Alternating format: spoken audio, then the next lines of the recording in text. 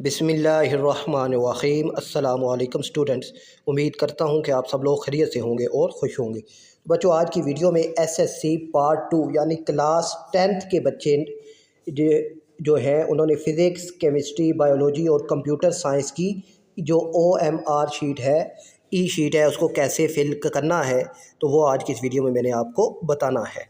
तो बच्चों, वही बात कि सबसे पहले यहाँ पर आपने अपना रोल नंबर मेंशन करना होगा। ठीक है, ध्यान से आपने अपनी जो रोल नंबर स्लिप है वहाँ से देकर आपने रोल नंबर स्लिप में से देकर रोल नंबर लिखना है।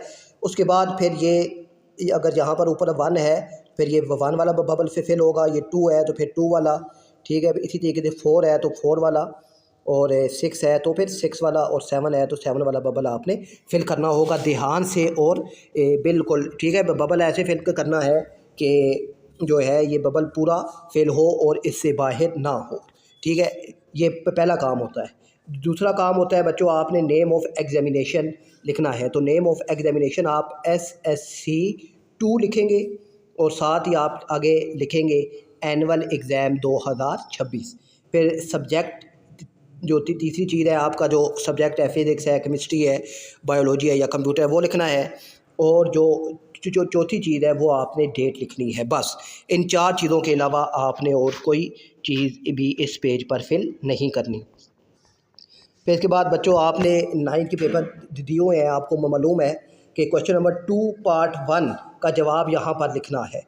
ठीक है, लेफ़्ट या राइट में से जो आपको अच्छा आता है एक पार्ट आपने हल करना है। ठीक है, लेफ़्ट या राइट में से एक पार्ट का जो भी आपको अच्छा आता है वो उसका और पार्ट 1 का जवाब यहाँ पर होगा।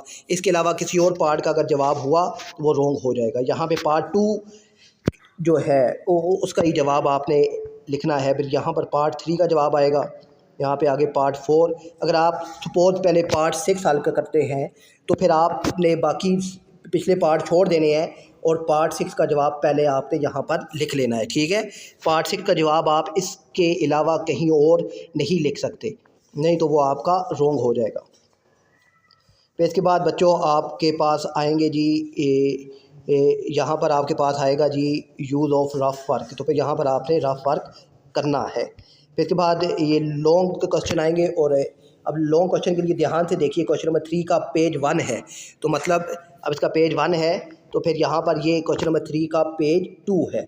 तो यहाँ पर आपका क्वेश्चन नंबर 3 ही लॉन्ग लिख सकते हैं, इसके अलावा कोई और लॉन्ग आपने नहीं लिखना। फिर 4 लॉन्ग जो है उसके लिए यहाँ पर ये उसका 4 लॉन्ग का पेज नंबर 1 है, और फिर इसका ये पेज नंबर 2 है।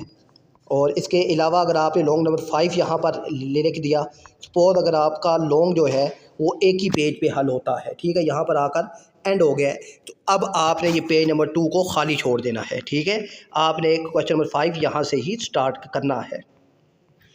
और फिर आपको के पास जो है लॉन्ग, इसके लिए भी आपको ये रफ वर्क का पेज दिया जाएगा। ठीक है, तो आपने रफ वर्क सारा यहाँ पर करना होगा। ध्यान से बच्चों आपने पेपर हल करना है, और अल्लाह आप सबको कामयाब करे। अपना ख्याल रखिएगा। अल्लाह हाफ़िज़।